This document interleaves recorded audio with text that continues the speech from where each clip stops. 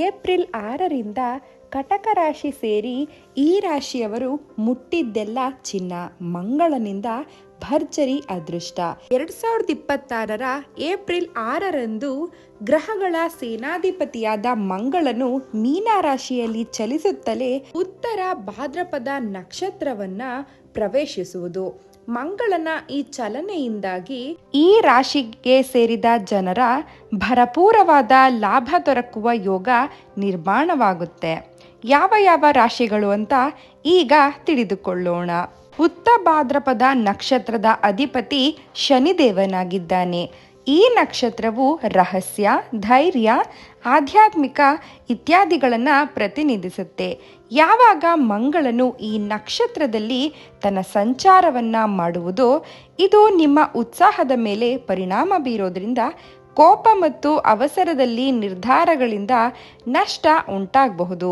ಆದ್ದರಿಂದ ಮಂಗಳನ ನಕ್ಷತ್ರ ಬದಲಾವಣೆಯಿಂದಾಗಿ ಯಾವ ರಾಶಿಗಳಿಗೆ ಪ್ರಯೋಜನವನ್ನು ಪಡೆಯುವಂತಹ ಯೋಗ ನಿರ್ಮಾಣ ಆಗುತ್ತೆ ಅಂತ ಈ ವಿಡಿಯೋದಲ್ಲಿ ತಿಳಿಸ್ಕೊಡ್ತಾ ಇದ್ದೀವಿ.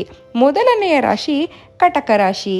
ಕಟಕ ರಾಶಿಗೆ ಸೇರಿದ ಜನರಿಗೆ ಮಂಗಳನ ಈ ಸಂಚಾರವು ನಿಮ್ಮ ಅದೃಷ್ಟದ ಮನೆಯನ್ನ ಸಕ್ರಿಯಗೊಳಿಸುವುದರಿಂದಾಗಿ ಅದೃಷ್ಟದ ಸಂಪೂರ್ಣ ಬೆಂಬಲವನ್ನ ನೀವು ಪ್ರತಿ ಹೆಜ್ಜೆಯಲ್ಲೂ ಪಡೆಯುತ್ತೀರಾ.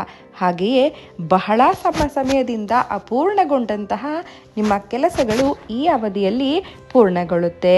ವೃತ್ತಿ ಜೀವನದಲ್ಲಿ ನೆಮ್ಮದಿಯನ್ನ ಕಾಣ್ತೀರಾ. ಹಾಗೆಯೇ ಕೆಲಸದಲ್ಲಿ ಬಡ್ತಿಯನ್ನ ಪಡೆಯುತ್ತೀರಾ. ಶುಭ ಸುದ್ದಿಯನ್ನ ಕೇಳ್ತೀರಾ. ಶುಭ ಯೋಗ, ಲಾಭ ದೊರೆಯುತ್ತದೆ. ಅಧಿಕಾರಿಗಳೊಂದಿಗಿನ ಸಂಬಂಧ ಹೆಚ್ಚು ಸಮಾಧಾನಕರವಾಗಿರುತ್ತದೆ. ವಿದೇಶಿ ಪ್ರಯಾಣದ ಯೋಗ ಕೂಡ ಬರುತ್ತದೆ. ಅಲ್ಲದೆ ಆರ್ಥಿಕ ಸ್ಥಿತಿ ಮೊದಲಿಗಿಂತ ಸಾಕಷ್ಟು ಸುಧಾರಿಸುತ್ತೆ. ಹಠಾತ್ ಧನಲಾಭವನ್ನ ಕೂಡ ಹೊಂದುತ್ತೀರಾ. ಮುಂದಿನ ರಾಶಿ ವೃಶ್ಚಿಕ ರಾಶಿ. ವೃಶ್ಚಿಕ ರಾಶಿಯ ಅಧಿಪತಿ ಮಂಗಳ ಗ್ರಹವಾಗಿದೆ. ಹಾಗಾಗಿ ಮಂಗಳನ ಸಂಚಾರ ನಿಮ್ಮ ಮೇಲೆ ಹೆಚ್ಚಿನ ಪ್ರಭಾವವನ್ನ ಬೀರುತ್ತೆ. ಈ ಅವಧಿಯಲ್ಲಿ ವೃಶ್ಚಿಕ ರಾಶಿಗೆ ಸೇರಿದ ಜನರ ಕೆಲಸವನ್ನು ಮಾಡುವ ಸಾಮರ್ಥ್ಯ ಮತ್ತು ನಿರ್ಧಾರ ತೆಗೆದುಕೊಳ್ಳುವಂಥ ಸಾಮರ್ಥ್ಯ ಸಾಕಷ್ಟು ಬಲಗೊಳ್ಳುತ್ತೆ. ಈ ಅವಧಿಯಲ್ಲಿ ನೀವು ಸಾಕಷ್ಟು ಕೆಲಸದಲ್ಲಿ ಗಂಭೀರವಾಗಿರ್ತೀರಿ ಹಾಗೂ ಯಶಸ್ಸು ದೊರಕುವಂತಹ ಸಂಭವ ಕೂಡ ಹೆಚ್ಚಾಗಿರುತ್ತೆ.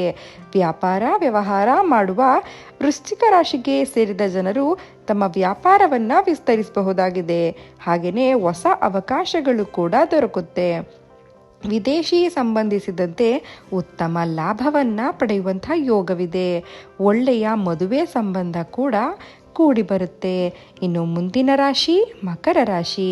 ಮಕರ ರಾಶಿಗೆ ಸೇರಿದ ಜನರಿಗೆ ಮಂಗಳನ ಈ ಸಂಚಾರವು ನಿಮ್ಮ ಕಠಿಣ ಪರಿಶ್ರಮ ಮತ್ತು ಪ್ರಯತ್ನಗಳಿಗೆ ನೇರವಾಗಿ ಶುಭ ಫಲಗಳನ್ನು ಪಡೆಯುವಂತೆ ಮಾಡುತ್ತೆ.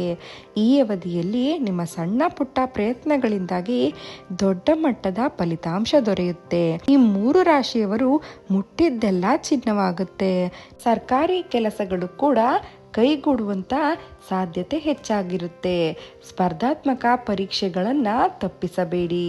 ಈ ಫಲವು ನಿಮಗೆ ಶುಭದಾಯಕವನ್ನೇ ತಂದುಕೊಡುತ್ತೆ. ಈ ವಿಡಿಯೋ ನಿಮಗೆ ಇಷ್ಟವಾಗಿದ್ದಲ್ಲಿ ಲೈಕ್ ಮಾಡಿ ಹಾಗೂ ಕಮೆಂಟ್ ಮಾಡಿ. ಧನ್ಯವಾದಗಳು.